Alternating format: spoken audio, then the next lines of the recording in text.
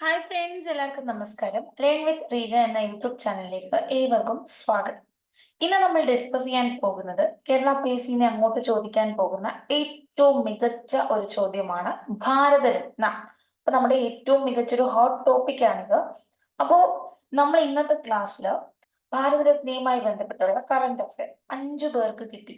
അവർ ഏതൊക്കെ മേഖല, എന്തൊക്കെയാണ് കാര്യങ്ങൾ, അത് പഠിക്കുന്നു. ഇത് കൂടാണ്ട് എന്താണ് ഭാരതരത്ന കിട്ടിയവർക്കുള്ള നേട്ടങ്ങൾ, പിന്നെ ഭാരതരത്നയുമായി ബന്ധപ്പെട്ട് എപ്പോഴും കേരള PSC ചോദിക്കുന്ന ചില GK, പ്രായം കൂടിയ വ്യക്തി, പ്രായം കുറഞ്ഞ വ്യക്തി, വേറെ മലയാള സാന്നിധ്യമുണ്ടോ, ആദ്യം കിട്ടിയ പ്രധാനമന്ത്രി, എത്ര സ്ത്രീകൾക്ക് കിട്ടി, ഇങ്ങനത്തെ കുറച്ച് ചോദ്യങ്ങളാണ് ഇന്നത്തെ ക്ലാസ്സിൽ നമ്മൾ ഡിസ്കസ് ചെയ്യുന്നത്. ഏറ്റവും ഇമ്പോർട്ടന്റ് കാര്യങ്ങൾ മാത്രമാണ് ചർച്ച ചെയ്യുന്നത്. അപ്പോൾ നമുക്ക് ആദ്യം തന്നെ പഠിക്കാം. റിപ്പബ്ലിക് ഓഫ് ഇന്ത്യയുടെ പരമോന്നത സിവിലിയൻ ബഹുമതിയാണ് ഭാരതരത്ന. അപ്പൊ ഇന്ത്യ ഗവൺമെന്റ് നൽകുന്ന ഏറ്റവും ഉയർന്ന പുരസ്കാരമാണ് എന്ത്? നമ്മുടെ ഭാരതരത്ന. ഈ അവാർഡ് വംശം, തൊഴില്, സ്ഥാനം അല്ലെങ്കിൽ ലിംഗഭേദം ഇതിനൊക്കെ അതീതമായി നൽകുന്നതാണ്. സേവനത്തിനുള്ള അംഗീകാരമാണ്. വംശമോ തൊഴിലോ സ്ഥാനമോ സ്ത്രീ പുരുഷ ലിംഗഭേദം ഒന്നുമില്ല. അപ്പൊ അല്ലാണ്ട് കൊടുക്കുന്ന ഏറ്റവും മികച്ച സേവനത്തിന് നൽകുന്ന പുരസ്കാരമാണ്. ഇന്ത്യയിലെ ഏറ്റവും ഉയർന്ന അവാർഡാണ് ഭാരതരത്ന. 1954 ജനുവരി 2 അന്നത്തെ രാഷ്ട്രപതി ഡോക്ടർ രാജേന്ദ്ര പ്രസാദാണ് ആദ്യമായിട്ട് ഭാരതരത്ന പുരസ്കാരം നൽകിയത്. അപ്പൊ ഭാരതരത്ന കൈപ്പറ്റിയത് 3 പേർക്കായിരുന്നു ആദ്യ ഭാരതരത്ന പുരസ്കാരം പ്രഖ്യാപിച്ചത്. C Rajagopalachari, doctor Radhakrishnan, CV Raman. ആദ്യ ഭാരതരത്ന പുരസ്കാരം ലഭിച്ച 3 പേർ: C Rajagopalachari, doctor Radhakrishnan, CV Raman. ഇതില് ആദ്യമായിട്ട് നമ്മുടെ രാജേന്ദ്ര പ്രസാദിൽ നിന്ന് കൈപ്പറ്റിയത് ആരാണ്? അദ്ദേഹമാണ് ഒന്നാമത്തെ ജേതാവ് ഭാരതരത്നയുടെ. സി രാജഗോപാലാചാരിയാണ്. 1954 ഇദ്ദേഹം കൈപ്പറ്റിയത്. അപ്പൊ ആദ്യമായിട്ട് ഭാരതരത്ന കിട്ടിയ വ്യക്തി ആരാണ്? സി രാജഗോപാലാചാരിയാണ്. 3 പേർക്കാണ് ആദ്യം തന്നെ പ്രഖ്യാപിച്ചത്. ആദ്യം നൽകിയത് ആരാണ്? രാജേന്ദ്ര പ്രസാദ് ആണ്.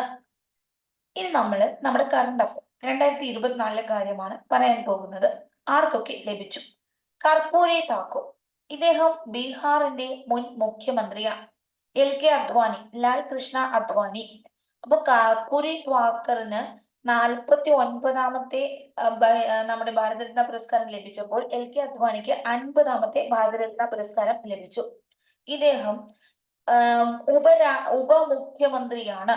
നമ്മുടെ AV വാജ്പേയിയുടെ ഉപമുഖ്യമന്ത്രിയായി സേവനമനുഷ്ഠിച്ച വ്യക്തിയാണ്. PV നരസിംഹറാവു മുൻ പ്രധാനമന്ത്രിയാണ്. ഉപപ്രധാനമന്ത്രിയായിട്ടുള്ള വ്യക്തിയാണ് നമ്മുടെ LK അദ്വാനി. PV നരസിംഹറാവു മുൻ പ്രധാനമന്ത്രി. ചൗധരി ചരൺ സിംഗ് മുൻ പ്രധാനമന്ത്രിയാണ്. പിന്നെ ഉത്തർപ്രദേശിന്റെ മുഖ്യമന്ത്രിയും ആയിട്ടുണ്ട്.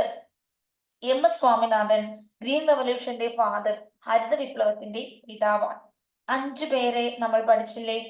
5 മഹത് വ്യക്തികൾക്കാണ് ഇപ്രാവശ്യം ഭാരതരത്ന നൽകിയത്. കർപ്പൂരി താക്കൂർ 49ാമത്തെ വ്യക്തി, LK അദ്വാനി 50ാമത്തെ വ്യക്തിയാണ്. പിന്നെ മുൻ പ്രധാനമന്ത്രിമാരായ ചൗധരി ചരൺ സിംഗും നരസിംഹറാവുവും, പിന്നെ കാർഷിക ശാസ്ത്രജ്ഞനായ MS സ്വാമിനാഥൻ. ഇവർക്ക് ഇത്രയും പേർക്കാണ് കൊടുത്തത്. കർപ്പൂരി താക്കൂർ മരണാനന്തര ബഹുമതിയാണ്. PV നരസിംഹറാവുവിന് മരണാനന്തര ബഹുമതിയാണ്. ചൗധരി ചരൺ സിംഗും മരണാനന്തര ബഹുമതിയാണ്. ഇനി കർപ്പൂരി താക്കൂർ ഒരു പൊളിറ്റീഷ്യനാണ്, ബീഹാറിന്റെ മുൻ മുഖ്യമന്ത്രിയാണെന്ന് മനസ്സിലായി. LK അദ്വാനിയോ പൊളിറ്റീഷ്യനാണ്, ഡെപ്യൂട്ടി പ്രൈം മിനിസ്റ്റർ, ഉപപ്രധാനമന്ത്രി. നരസിംഹറാവു സാമൂഹിക പ്രവർത്തകനാണ്, മുൻ പ്രധാനമന്ത്രിയാണ്. ഇദ്ദേഹം ആന്ധ്രാപ്രദേശിൽ ജനിച്ച വ്യക്തിയാണ്. ചൗധരി ചരൺ സിംഗ് ഉത്തർപ്രദേശിൽ ജനിച്ച വ്യക്തിയാണ്. MS സ്വാമിനാഥന് കേരളമായും തമിഴ്നാടുമായും ബന്ധമുണ്ട്. ജനിച്ചത് തമിഴ്നാട്ടിലാണ്. നമ്മൾ ഓരോരുത്തരെയും വിശാലമായി പഠിക്കുന്നു. വേണ്ട പോയിന്റുകൾ മാത്രം. കർപ്പൂരി താക്കൂറിന്റെ പ്രത്യേകത ബീഹാറിന്റെ മുഖ്യമന്ത്രിയായിരുന്നു. ബീഹാറിൽ 2 തവണ മുഖ്യമന്ത്രിയായി. 70 to 71, പിന്നെ 77 മുതൽ 79 വരെ 2 തവണ സംസ്ഥാന മുഖ്യമന്ത്രി. 11ാമത്തെ മുഖ്യമന്ത്രിയായിരുന്നു. ഇതാണ് ഏറ്റവും ഇമ്പോർട്ടന്റ് ഉള്ള കാര്യം. പിന്നെ ഇദ്ദേഹം ഇവിടെ സാമ്പത്തിക തുല്യതയ്ക്ക് വേണ്ടി സംസ്ഥാന സർക്കാർ ജോലികളിൽ സംവരണ നയമൊക്കെ ഏർപ്പെടുത്തിയിരുന്നു. ഇനി നമ്മൾ LK അദ്വാനിയിലാണ് പഠിക്കാൻ പോകുന്നത്. ഇദ്ദേഹം 86, 90, 93, 98, 2004, 2005 ഈ വർഷങ്ങളിൽ ബി ജെ പിയുടെ ദേശീയ അധ്യക്ഷനായിരുന്നു. ബി ജെ പി നേതാവ്, ബി ജെ പി ദേശീയ അധ്യക്ഷൻ. 3 പതിറ്റാണ്ടോളം നീണ്ട പാർലമെന്ററി ജീവിതം 1999 മുതൽ 2004 വരെ. നമ്മുടെ അടൽ ബിഹാരി വാജ്പേയിയുടെ മന്ത്രിസഭയിൽ ആദ്യം ആഭ്യന്തരമന്ത്രിയായിരുന്നു, പിന്നെ ഉപപ്രധാനമന്ത്രിയായി. അപ്പോൾ നമ്മൾ ഇദ്ദേഹത്തിന്റെ ഏറ്റവും ഇമ്പോർട്ടന്റ് പോയിന്റ് എന്ന രീതിയിൽ ഉപപ്രധാനമന്ത്രിയാണ് പഠിച്ചത്. 50ാമത്തെ ഭാരതരത്ന പുരസ്കാരം നേടിയത് LK അദ്വാനിയാണ്. 2002 മുതൽ 2004 വരെയാണ് ഇദ്ദേഹം ഉപപ്രധാനമന്ത്രിയായത്. പ്രധാനമന്ത്രി അടൽ ബിഹാരി വാജ്പേയിയുടെ മന്ത്രിസഭയിലാണ് ഇദ്ദേഹം ഉപപ്രധാനമന്ത്രിയായി സേവനം അനുഷ്ഠിച്ചത്.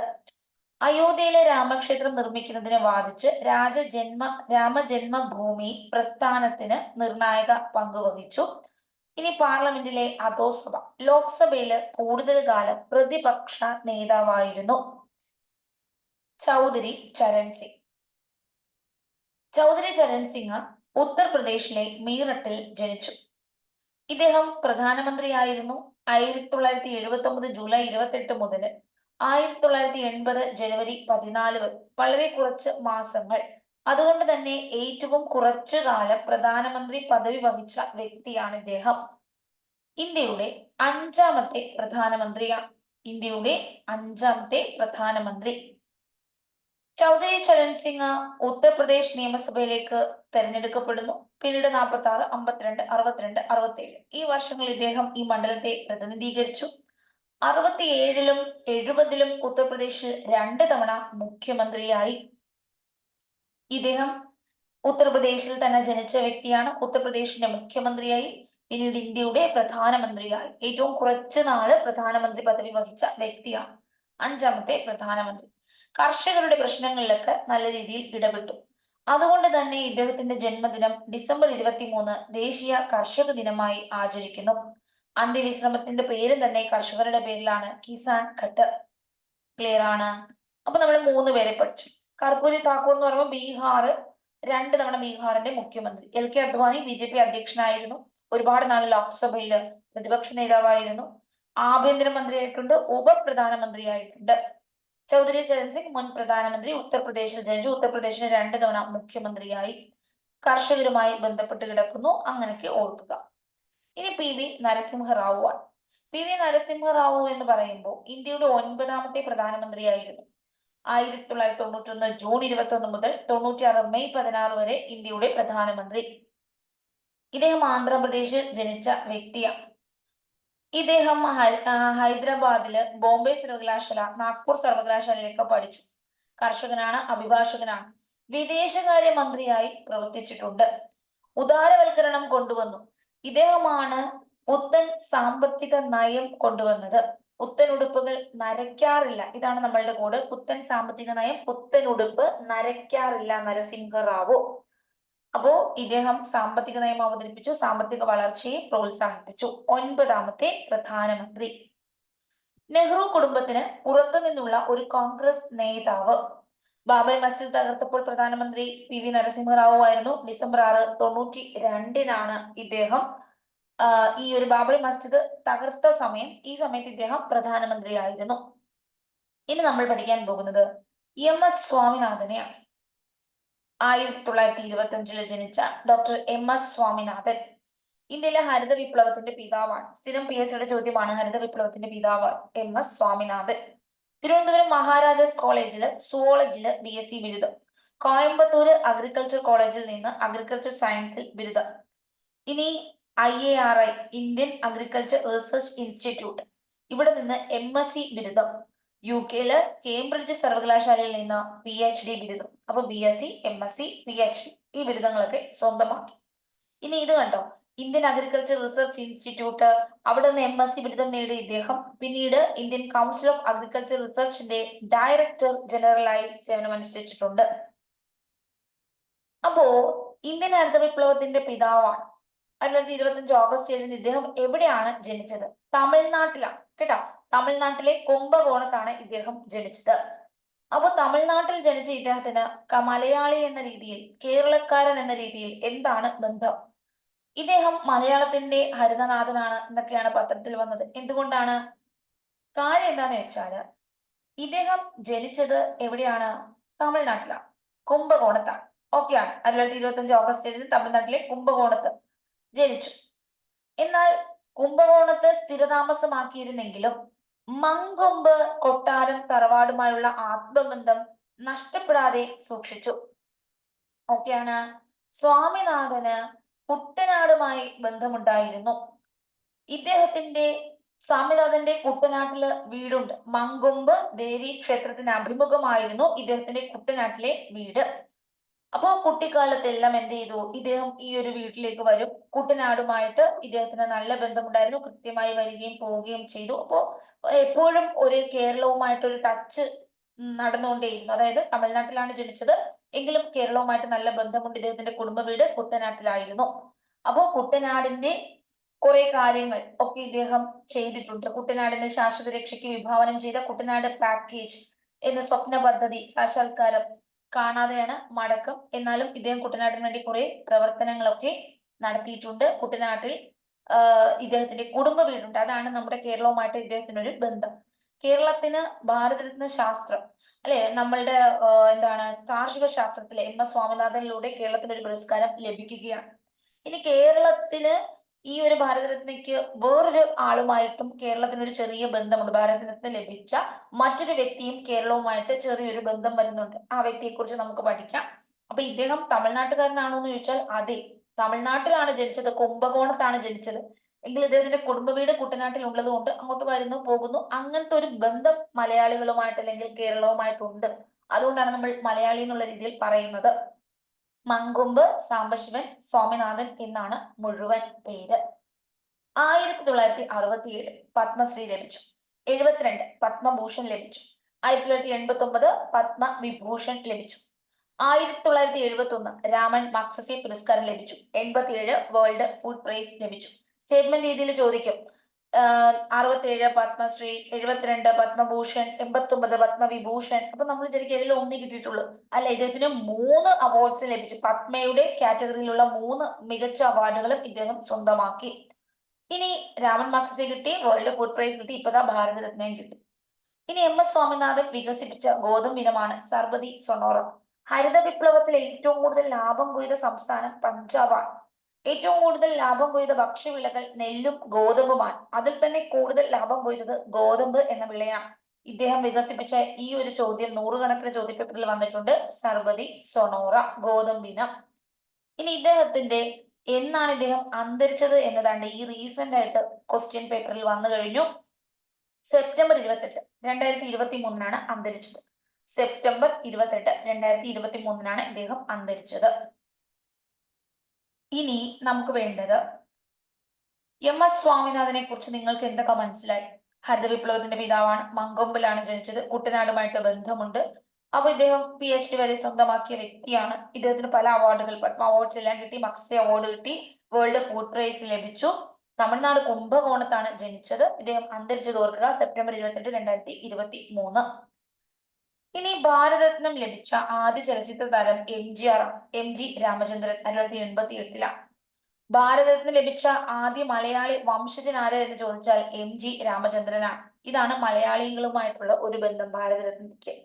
അപ്പൊ ആധുനിക ഇന്ത്യൻ സംസ്ഥാനമായ കേരളം, പാലക്കാട് സ്വദേശിയാണ് നമ്മുടെ MGR. മേലക്കാത്ത് ഗോപാലൻ മേനോന്റെയും മരുതൂർ സത്യഭാമയുടെയും മലയാളി കുടുംബത്തിലാണ് നമ്മുടെ MGR ജനിച്ചത്. അപ്പൊ MGR ജനിച്ചത് എവിടെയാണെന്ന് ചോദിച്ചാൽ പാലക്കാട് ജില്ലയിലാണ്. ഒരു മലയാളി കുടുംബത്തിലാണ് ഇദ്ദേഹം ജനിക്കുന്നത്. അതാണ് മലയാളികളുമായിട്ടുള്ള ഒരു ബന്ധം. പക്ഷെ MGR എന്ന് വെച്ചാൽ തമിഴ്നാട്ടിലെ ഒരു സൂപ്പർ സ്റ്റാർ ആയിരുന്നു. തമിഴ്നാട്ടിലാണ് പിന്നീട് ജീവിതം മുഴുവനും ഒഴിഞ്ഞു വെച്ചത്. പാലക്കാട് നിന്ന് ശ്രീലങ്കയിലേക്ക് കുടിയേറിയ ഒരു മലയാളി കുടുംബത്തിലാണ് ഇദ്ദേഹം ജനിച്ചത്. അപ്പോൾ ഭാരതരത്നം ലഭിച്ച ആദ്യത്തെയും ഏക നടനും കൂടിയാണ് MG രാമചന്ദ്രൻ. അപ്പോ ചിലയിടത്തൊക്കെ നോക്കുമ്പോൾ രണ്ടാമത്തെ വ്യക്തിയായിട്ടാണ് MS സ്വാമിനാഥനെ പറയുന്നത്. ആദ്യ വ്യക്തിയായിട്ട് MG രാമചന്ദ്രനെയാണ് കണക്കാക്കുന്നത്. അപ്പൊ പൂർണ്ണമായും ഒരു മലയാളി എന്ന രീതിയിൽ ആരും തന്നെ ഇതുവരെ അവാർഡ് കരസ്ഥമാക്കിയിട്ടില്ല. എങ്കിലും ജനിച്ച എന്ന രീതിയിൽ MGR പാലക്കാടാണ് ജനിച്ചത്. അപ്പൊ വേണമെങ്കിൽ ഒന്നാമത്തെന്ന് പറയാം. MS സ്വാമിനാഥന് കുട്ടനാട്ടുമായിട്ടുള്ള ബന്ധവുമുണ്ട്. കാര്യങ്ങൾ മനസ്സിലാക്കുക. ഇനി ഭാരതരത്ന നേടിയ രാഷ്ട്രപതികൾ. 6 രാഷ്ട്രപതികളാണ് ഇതുവരെ ഭാരതരത്ന സ്വന്തമാക്കിയത്. ആദ്യം സ്വന്തമാക്കിയത് ഡോക്ടർ എസ് രാധാകൃഷ്ണനാണ്. സ്വന്തമാക്കുന്ന സമയത്ത് ഇദ്ദേഹം ഉപരാഷ്ട്രപതിയായിരുന്നു, പിന്നീട് രാഷ്ട്രപതി ആയിട്ടുണ്ട്. അതുകൊണ്ട് തന്നെ ഇദ്ദേഹത്തെ കണക്കാക്കുന്നു. രാജേന്ദ്ര പ്രസാദ്, സക്കീർ ഹുസൈൻ, APJ അബ്ദുൽ കലാം, BV ഗിരി, പ്രണബ് മുഖർജി. എക്സാം ചോദിച്ചിട്ടുണ്ട്. ഭാരതത്തിന് നേടിയ മൂന്നാമത്തെ രാഷ്ട്രപതി സക്കീർ ഹുസൈൻ, നാലാമത്തെ രാഷ്ട്രപതി APJ അബ്ദുൽ കലാം. കേരള ഗവർണർ ആയതിനു ശേഷം രാഷ്ട്രപതിയായ വ്യക്തിയാണ് BV ഗിരി. അപ്പോൾ കേരളത്തില് ഗവർണറായിട്ടുള്ള ഒരേ ഒരാൾക്ക് മാത്രമേ ഇതുവരെ ഭാരതരത്ന പുരസ്കാരം ലഭിച്ചിട്ടുള്ളൂ, BV ഗിരി. അപ്പൊ മറ്റൊരു കേരള സാന്നിധ്യമാണ് BV ഗിരി. കേരളക്കാരനല്ല, പക്ഷെ കേരളത്തിൽ ഗവർണറായിട്ട് സേവനം അനുഷ്ഠിച്ചിട്ടുണ്ട്, പ്രണബ് കുമാർ മുഖർജി. അപ്പൊ 6 പേർക്കാണ് രാഷ്ട്രപതി എന്ന രീതിയിൽ ഇതുവരെ ഭാരതരത്ന ലഭിച്ചിട്ടുള്ളത്. 6 പേരെ മനസ്സിലായില്ലേ? അപ്പൊ ഇതുവരെ എത്ര രാഷ്ട്രപതിമാർക്ക് ഭാരതരത്ന ലഭിച്ചിട്ടുണ്ട്? 6 പേർക്ക്. ഇനി എത്ര വനിതകൾക്ക് ഭാരതരത്ന ലഭിച്ചിട്ടുണ്ട്? ഭാരതരത്ന നേടിയ വനിതകൾ 5 പേരാണ്. ഇന്ദിരാഗാന്ധിക്കാണ് ആദ്യമായി ലഭിച്ചത്. രണ്ടാമത് ലഭിച്ചത് മദർ തെരേസ, ചോദിച്ചിട്ടുണ്ട്. രണ്ടാമത് ലഭിച്ചത് മദർ തെരേസ. മൂന്നാമത് ലഭിച്ചത് നമ്മുടെ ക്വിറ്റ് ഇന്ത്യ സമരനായിക എന്ന് വിളിക്കുന്ന അരുണ ആസഫ് അലിക്കാണ്. ക്വിറ്റ് ഇന്ത്യ സമരനായിക എന്ന് വിളിക്കുന്ന അരുണ ആസഫ് അലി.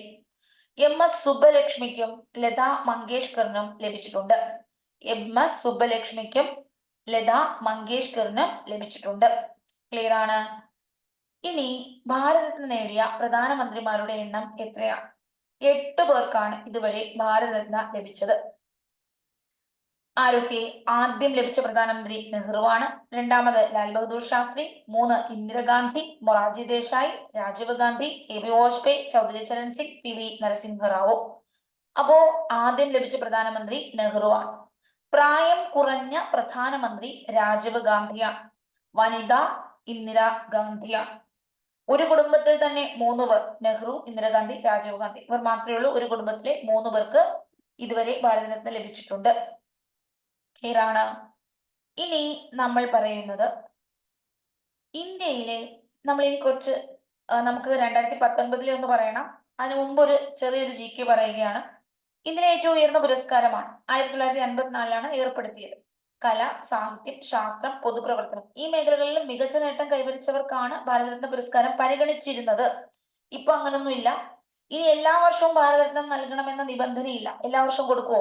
കഴിഞ്ഞ ലാസ്റ്റ് കൊടുത്തത് 2019 അതിനുശേഷം 2024. എല്ലാ വർഷവും കൊടുക്കണം എന്നൊരു നിർബന്ധമൊന്നുമില്ല. ഇനി ആർട്ടിക്കിൾ 18(1) പ്രകാരം, 18 എന്ന് പറയുന്നത് ബഹുമതികൾ നിർത്തലാക്കുകയാണ്, അല്ലെ? അപ്പോ ബഹുമതികൾ 18(1) പ്രകാരം ഭാരതരത്ന എന്ന പേര് നമ്മളുടെ നെയിമിന്റെ മുൻപോ പിൻപോ ചേർക്കാൻ പറ്റില്ല. പ്രിഫിക്സ് ആയിട്ടോ സഫിക്സ് ആയിട്ടോ ചേർക്കാൻ പറ്റില്ല. ഇനി ഇതിന്റെ പുരസ്കാരം എന്താ? പൈസ വല്ലതും കിട്ടുമോ? അപ്പൊ എക്സാമിന് ചോദിക്കാം സ്റ്റേറ്റ്മെന്റ് രീതിയിൽ. ഭാരതരത്നയുടെ പുരസ്കാരം 15 ലക്ഷം രൂപ. Statement true or false? തെറ്റാണ്. കാര്യം ഭാരതരത്നയ്ക്ക് പൈസ കിട്ടത്തില്ല, മണി ഇല്ല. ഇതിന് കിട്ടുന്നത് ഒന്ന് സർട്ടിഫിക്കറ്റ് ആണ്, മറ്റൊന്ന് കണ്ട് ഈ മെഡലാണ്. ഈ മെഡൽ കണ്ടോ? ആലിലയുടെ ഷേപ്പാണ്. സൂര്യന്റെ ഒരു ചിത്രം, സൂര്യനുണ്ട്. പിന്നെ ദാണ്ട ഭാരതരത്ന എന്ന് ഹിന്ദിയിൽ എഴുതിയിട്ടുണ്ട്. ഭാരതരത്ന എന്ന് നമുക്ക് കാണാൻ പറ്റുന്നുണ്ട്. ക്ലിയർ ആണ്? ആലിലയുടെ ഷേപ്പാണ് എന്ന് ഓർക്കുക. മെഡലില് എന്താണ്? സൂര്യബിംബമുണ്ട്, ഭാരതരത്ന എന്ന് രേഖപ്പെടുത്തിയിട്ടുണ്ട്, ദേശീയ ചിഹ്നമുണ്ട്, സത്യമേ ജയതേ എന്ന് എഴുതിയിട്ടുണ്ട്. ഇനി ഹിന്ദിയാണോ ദേവനാഗരി ആണോ എന്ന് അറിയാൻ പറ്റത്തില്ല കേട്ടോ. ഇനി കേന്ദ്ര സർക്കാർ എല്ലാ വർഷവും ഭാരതരത്നയുടെ പേരുകൾ പ്രഖ്യാപിക്കാറില്ല.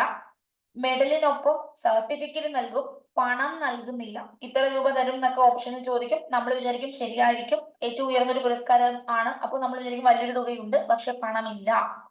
ഇനി 2019 നേരത്തെ കൊടുത്തത്. അത് കിട്ടിയത് നാനാജി ദേശ്മുഖ്, ഡോക്ടർ ഭൂപൻ ഹസാരിക, മുൻ രാഷ്ട്രപതി പ്രണബ് കുമാർ മുഖർജി.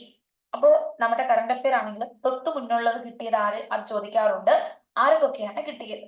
നാനാജി ദേശ്മുഖ്, ഭൂപൻ ഹസാരിക, പ്രണബ് കുമാർ മുഖർജി. ഇവരെ കുറിച്ച് എന്തെങ്കിലും അറിയാൻ നിങ്ങൾ ആഗ്രഹിക്കുന്നില്ലേ? ഇന്ത്യയുടെ 13ാമത്തെ പ്രസിഡന്റ് ആയിരുന്നു പ്രണബ് കുമാർ മുഖർജി. ഇദ്ദേഹം INC നേതാവാണ്. മന്ത്രിസ്ഥാനങ്ങളൊക്കെ വഹിച്ചിട്ടുണ്ട്. ധനമന്ത്രിയായിരുന്നിട്ടുണ്ട്. നാനാജി ദേശ്മുഖ് സാമൂഹിക പ്രവർത്തകനാണ്. വിദ്യാഭ്യാസം, ആരോഗ്യം, ഗ്രാമീണ സ്വാശ്രയത്വം ഈ മേഖലകളിൽ പ്രവർത്തിച്ചു. RSS അംഗമാണ്. സരസ്വതി ശിശു മന്ദിർ 1950 ഖൊരഗ്പൂരിൽ സ്ഥാപിച്ചു. ഇന്ത്യയിലെ ആദ്യത്തെ സരസ്വതി ശിശു മന്ദിറാണ് സ്ഥാപിച്ചത്. ഭൂപൻ ഹസാരികയുടെ ഒരു പേരാണ് സുധാകാന്ത. സുധാകാന്ത എന്നറിയപ്പെടുന്ന വ്യക്തിയാണ്, അസമിൽ നിന്നുള്ള വ്യക്തിയാണ്. ഭൂപൻ ഹസാരിക ബ്രിഡ്ജൊക്കെ ഉണ്ട് അല്ലെ. ഇദ്ദേഹം പിന്നണി ഗായകൻ, ഗാനരചയിതാവ്, സംഗീതജ്ഞൻ, ഗായകൻ, കവി, ചലച്ചിത്ര നിർമ്മാതാവ് ഇങ്ങനെയൊക്കെ പേരിൽ പ്രസിദ്ധനാണ്. ഇദ്ദേഹത്തിന് 1975 ദേശീയ സംഗീത അവാർഡ്, മികച്ച സംവിധാനത്തിനുള്ള ചലച്ചിത്ര അവാർഡ്, ദേശീയ അവാർഡ് ലഭിച്ചിട്ടുണ്ട്. സംഗീത നാടക അക്കാദമി അവാർഡ്, പത്മശ്രീ, പത്മഭൂഷൺ, ദാദാ സാഹിബ് ഫാൽക്കെ അവാർഡ് ഒക്കെ കരസ്ഥമാക്കിയിട്ടുള്ള വ്യക്തിയാണ് ഭൂപൻ ഹസാരിക. അപ്പൊ 2019 വരെയുള്ള കാര്യങ്ങൾ നമ്മൾ കണ്ടു. ക്ലിയർ ആണ്? ഇനി നമ്മൾ GK പോവുകയാണ്. കറന്റ് അഫയർ ഇത്രയുമാണ് നമ്മൾ ഡിസ്കസ് ചെയ്യുന്നത്. ഇനി നമ്മൾ എപ്പോഴും റിപ്പീറ്റ് ചെയ്യുന്ന വളരെ ഇമ്പോർട്ടന്റ് ആയിട്ടുള്ള GK സെക്ഷൻസ് ആണ്. ഇനി ഭാരതരത്ന അവാർഡ് നേടിയാലുള്ള പ്രയോജനങ്ങളൊക്കെ ഉണ്ട്, അത് ഭയങ്കര നല്ല കാര്യമാണ്, അതൊക്കെ ചോദിക്കാൻ സാധ്യതയുണ്ട്. അപ്പൊ അതൊക്കെ നമുക്ക് നോക്കാം. ഭാരതരത്ന പുരസ്കാരം നേടിയവർ ആരൊക്കെയാണ്? ആദ്യമായിട്ട് കിട്ടിയത് C Rajagopalachari, doctor S Radhakrishnan, CV Raman.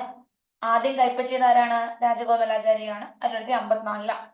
ഇദ്ദേഹം ആദ്യ സ്വാതന്ത്ര്യ സമര സേനാനി കൂടിയാണ്. ഈ അവാർഡ് നേടിയ ആദ്യത്തെ സ്വാതന്ത്ര്യ സമര സേനാനി കൂടിയാണ്.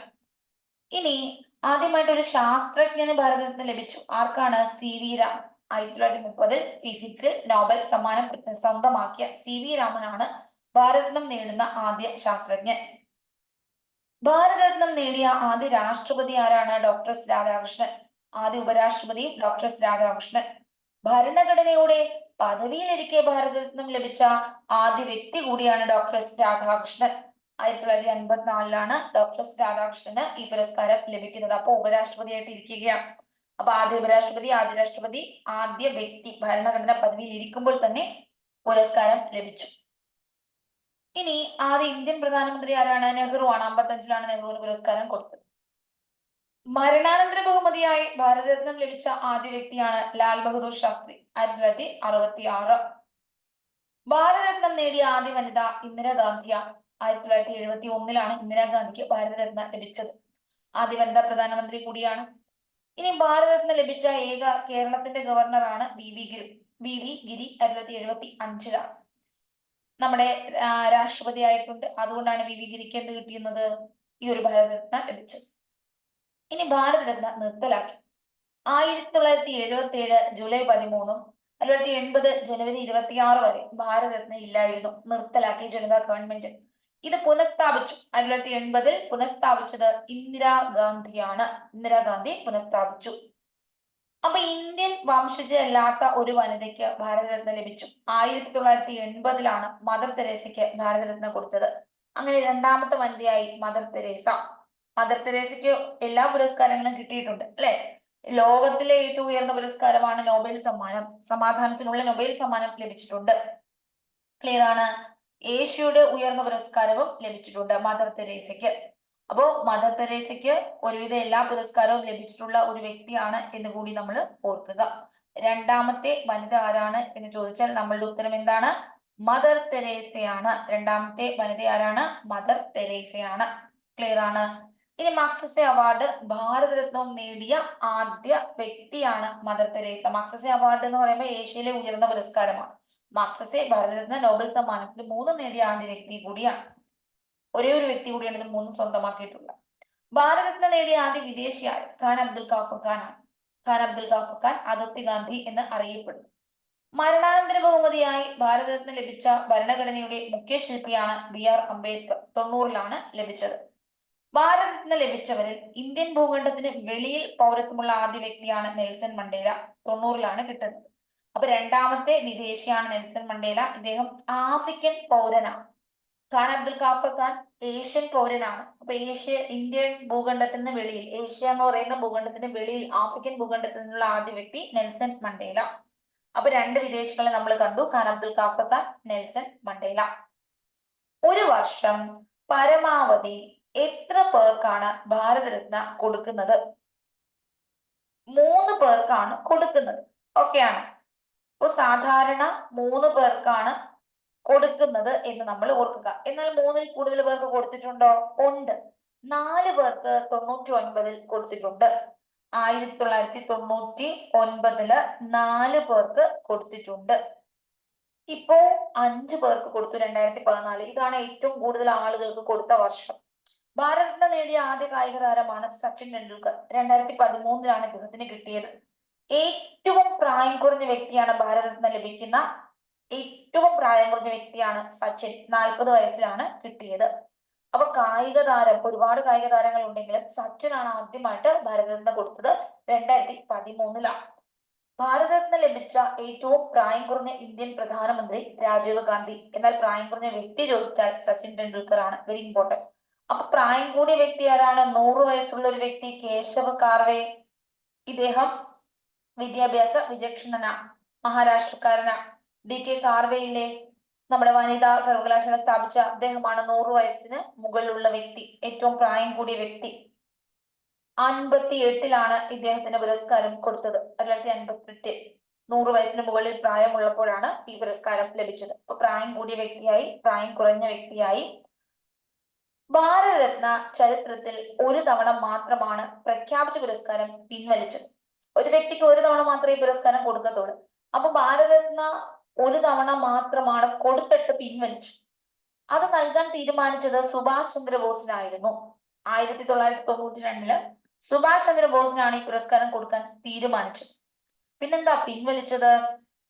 പിൻവലിക്കാൻ കാര്യം, സുഭാഷ് ചന്ദ്രബോസിന്റെ മരണം നമ്മൾ റിപ്പോർട്ട് ചെയ്തിട്ടില്ല ഇതുവരെ. അപ്പൊ അതിന്റെ ഒരു കേസൊക്കെ നടക്കുകയാണ്. അപ്പൊ മകള് പറഞ്ഞു, ഞാൻ എന്ത് ചെയ്യില്ല, ഇത് സ്വീകരിക്കില്ല. പുരസ്കാരം കൊടുക്കും മരണാനന്തര ബഹുമതി അല്ലയോ എന്നൊന്നും ഇല്ല, ഇതുവരെ അച്ഛന്റെ കാര്യങ്ങളൊന്നും കണ്ടുപിടിച്ചിട്ടില്ല. അതിന്റെ മകളെ സ്വീകരിക്കില്ല എന്ന് പറഞ്ഞു. പിന്നെ അങ്ങനെ കോടതിയിൽ കേസാകുന്നു. അങ്ങനെ കോടതി പറയുന്നു കൊടുക്കാൻ പറ്റത്തില്ല, കാര്യം മരണമൊന്നും സ്ഥിരീകരിച്ചിട്ടില്ല, അതുകൊണ്ട് അതൊക്കെ കണ്ടുപിടിച്ചതിന് ശേഷം കൊടുക്കാൻ പറ്റും എന്നുള്ള രീതിയിൽ കേസ് പോകുന്നു. അങ്ങനെ എന്തായാലും പിൻവലിക്കേണ്ടി വരുന്നു. സുഭാഷ് ചന്ദ്രബോസിനാണ് കൊടുക്കാൻ തീരുമാനിച്ചിട്ട് ഒരേ ഒരു വ്യക്തിക്കാണ് പിൻവലിക്കേണ്ടി വന്നത്. 92 സുഭാഷ് ചന്ദ്രബോസിന്റേത് പിൻവലിച്ചു. ഇനി 2011 വരെ കല, സാഹിത്യം, ശാസ്ത്രം, സാമൂഹിക സേവനം ഇങ്ങനെ ഒരു സംഭാവനകൾക്ക് മാത്രമായിരുന്നു പുരസ്കാരം കൊടുത്തിരുന്നത്. എന്നാൽ 2011 ഡിസംബറിൽ ഇത് ഭേദഗതി വരുത്തുന്നു. ഈ അവാർഡ് ഏതെങ്കിലും ഒരു രംഗത്ത് മികവ് തെളിയിച്ച പ്രത്യേക വ്യക്തികൾക്ക് നൽകി തുടങ്ങി. ഇപ്പൊ ഇന്ന ഒരു മേഖല എന്നില്ല, ഏത് മേഖലയാകട്ടെ കഴിവ് തെളിയിച്ച പ്രത്യേക വ്യക്തികൾക്ക് നൽകും. ഇനി നമുക്ക് ഈ ഭാരതരത്ന കിട്ടിയ ഒരാളുടെ ഒരു പ്രൊസീഡിംഗ് ഓർഡർ നോക്കാം. VIP ആണ്, VVIP ആണ് എന്ന് പറയാം. 1-ാം സ്ഥാനം പ്രസിഡന്റ് ആണ്, 2 വൈസ് പ്രസിഡന്റ് ആണ്, 3 നമ്മുടെ പ്രധാനമന്ത്രിയാണ്, അടുത്തത് ഗവർണർ ആണ്, പിന്നെ എന്താണ് ഫോമർ പ്രസിഡന്റ് ആണ്, പിന്നെ ഡെപ്യൂട്ടി പ്രൈം മിനിസ്റ്റർ വരുന്നു, നമ്മുടെ ഉപപ്രധാനമന്ത്രിമാണ്, പിന്നെ ഇന്ത്യയുടെ ചീഫ് ജസ്റ്റിസും ലോക്സഭാ സ്പീക്കറും വരുന്നു, ക്യാബിനറ്റ് മിനിസ്റ്റർ വരുന്നു, ചീഫ് മിനിസ്റ്റർ ഓഫ് സ്റ്റേറ്റ്സ് വരുന്നു. ക്ലിയർ ആണ്?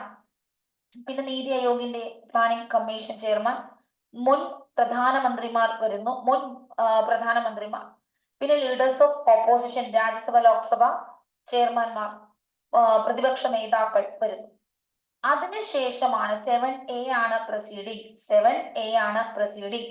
അപ്പൊ ഭാരതരത്ന 7A വരുന്നു. അപ്പൊ ഈ ഒരു ഓർഡർ ആണ് ഇവരുടെ സ്റ്റാറ്റസ്. 7A വരുന്നു. കണ്ടോ? ഭാരതരത്നയ്ക്ക് ശേഷം വരുന്ന ആളുകളുണ്ട്. ചീഫ് മിനിസ്റ്റേഴ്സ്, ഔട്ട്സൈഡ് സ്റ്റേറ്റിൽ പോയാലുള്ള ചീഫ് മിനിസ്റ്റേഴ്സ്, ഗവർണർ ഔട്ട്സൈഡ് സ്റ്റേറ്റിൽ പോയാൽ, പിന്നെ സുപ്രീം കോർട്ടിലെ ജഡ്ജസ്, UPSCയിലെ ആളുകൾ, election commissioners, control and auditor general, deputy chairmans, ഇവരൊക്കെ ഭാരതരത്ന ജേതാവിന് ശേഷം വരുന്നതാണ്. അറ്റോർണി ജനറൽ ഓഫ് ഇന്ത്യ ഒക്കെ എന്താണ് ഇതിന് ശേഷം വരുന്ന ആളുകളാണ്. അപ്പൊ ഒരു സ്റ്റാറ്റസ് മനസ്സിലായില്ലേ? ഓർഡർ 7A ആണ്. ഓർഡറില് 7A ആണ്. ക്ലിയർ ആണ്? ക്യാബിനറ്റ് മന്ത്രിയോടൊപ്പം അല്ലെ, ക്യാബിനറ്റ് മന്ത്രിക്ക് തുല്യമായിട്ടുള്ള ഒരു VIP പദവിയാണ് ലഭിക്കുന്നത്. ഇതാണ് ശ്രദ്ധിക്കുക. 7 എന്ന് പറയുമ്പോൾ ക്യാബിനറ്റ് മന്ത്രി വരുന്നുണ്ട്, ചീഫ് മിനിസ്റ്റർ, ആ ഒരു സ്റ്റേറ്റിലെ chief minister, NITI Aayog, former prime minister, ഇവരുടെ ഒപ്പമാണ് നമ്മുടെ 7A വരുന്നത്. ഭാരതരത്ന 7ൽ തന്നെയാണ് 7A വരുന്നത്. അപ്പൊ ഒരു സ്ഥാനം, പ്രോട്ടോകോൾ, ആ ഒരു സ്ഥാനം നിങ്ങൾക്ക് മനസ്സിലായി. ഇനി ഭാരതരത്ന നേടുന്ന ഒരു വ്യക്തിക്ക് ആജീവനാന്തം ആദായ നികുതി അടയ്ക്കേണ്ട കാര്യമില്ല. ഇവർക്ക് പിന്നീട് ആദായ നികുതി വേണ്ട. ഭാരതരത്ന ലഭിക്കുന്ന വ്യക്തിക്ക് പാർലമെന്റിന്റെ യോഗങ്ങളിൽ, സമ്മേളനങ്ങളിൽ പങ്കെടുക്കാം. സ്വാതന്ത്ര്യദിനം, റിപ്പബ്ലിക് ദിനം തുടങ്ങി രാജ്യത്തിലെ ദേശീയ ഉത്സവങ്ങളിലെ പരിപാടികളിൽ വിശിഷ്ട അതിഥിയായി പങ്കെടുക്കാം. വിമാനത്തില്, ട്രെയിനില്, ബസ്സില് ഫ്രീ ആയി സഞ്ചരിക്കാം. അതും ഒരു പ്രത്യേക ക്ലാസ്സിൽ തന്നെ VIP ലോഞ്ച് ഒക്കെ തന്നെയാണ് അവർക്ക് വളരെ വേഗം പോവുകയൊക്കെ ചെയ്യാം. അപ്പൊ വിമാനത്തില്, ട്രെയിനില്, ബസ്സിലൊക്കെ സൗജന്യമായി യാത്ര ചെയ്യാം. ഇനി ഏതെങ്കിലും സംസ്ഥാനം സന്ദർശിച്ചാലോ അവിടുത്തെ അതിഥി എന്ന പദവി ലഭിക്കും. സംസ്ഥാന സർക്കാരുകള് സൗകര്യങ്ങൾ ഒരുക്കി കൊടുക്കണം. ഇദ്ദേഹത്തിന് അവാർഡ് ലഭിച്ച വ്യക്തിക്ക് പ്രസിഡന്റ് വാറണ്ടിൽ സർക്കാർ ഇടം നൽകണം. പ്രോട്ടോകോൾ ആണ്. സർക്കാർ പരിപാടികളിൽ മുൻഗണന നൽകണം. അപ്പൊ ഇതൊക്കെയാണ് നമ്മുടെ ഭാരതരത്നയുമായി ബന്ധപ്പെട്ട ഏറ്റവും ഇമ്പോർട്ടന്റ് ആയിട്ടുള്ള പോയിന്റുകൾ. വളരെ മികച്ച പോയിന്റുകൾ മാത്രം സെലക്ട് ചെയ്ത് വെച്ചിരിക്കുകയാണ്. അപ്പൊ കറണ്ട് അഫയർ പ്രകാരം 5 പേരും അവരുടെ ഡീറ്റെയിൽസും നമ്മൾ പഠിച്ചു. 2019 3 പേരും അവരുടെ ഡീറ്റെയിൽസും പഠിച്ചു. പിന്നെ ഏറ്റവും ഇമ്പോർട്ടന്റ് ആയിട്ടുള്ള കാര്യങ്ങൾ പഠിച്ചു. സ്റ്റേറ്റ്മെന്റ് രീതിയിൽ ചോദിക്കാം, പണമുണ്ടോ? അപ്പൊ നമുക്ക് ഒരുവിധപ്പെട്ട എല്ലാവർക്കും ഇത് കണ്ടിട്ടില്ലെങ്കിൽ തെറ്റിപ്പോകുന്നതാണ്, പണം ഇല്ല എന്നുള്ള ഒരു കാര്യം. പിന്നെ ബസ്, ട്രെയിന്, വിമാനം ഫ്രീ ആണ്, ആദായ നികുതിയില്ല. ഈ കാര്യങ്ങളൊക്കെ സ്റ്റേറ്റ്മെന്റ് ചോദിച്ചാൽ ഒരുവിധപ്പെട്ട എല്ലാവരും തെറ്റിക്കും. അപ്പൊ എല്ലാവർക്കും മനസ്സിലായി എന്ന് വിശ്വസിക്കുന്നു. ഞാൻ 2 ചോദ്യങ്ങൾ ചോദിക്കുന്നു. നിങ്ങൾ ഇതിന്റെ ഉത്തരം മനസ്സിലായെങ്കിൽ ദയവായി കമന്റ് ചെയ്യുക. 2024 ഭാരതരത്ന ലഭിച്ച ബീഹാർ മുഖ്യമന്ത്രി ആരാണ്? 2024 ഭാരതരത്ന ലഭിച്ച ഉത്തർപ്രദേശിന്റെ മുഖ്യമന്ത്രിയായിരുന്ന വ്യക്തി ആരാണ്? 2 ചോദ്യങ്ങൾ കമന്റ് ചെയ്യുക. Thank you. ബൈ. സബ്സ്ക്രൈബ് ചെയ്തിട്ടില്ലാത്തവർ ദയവായി സബ്സ്ക്രൈബ് ചെയ്യുക.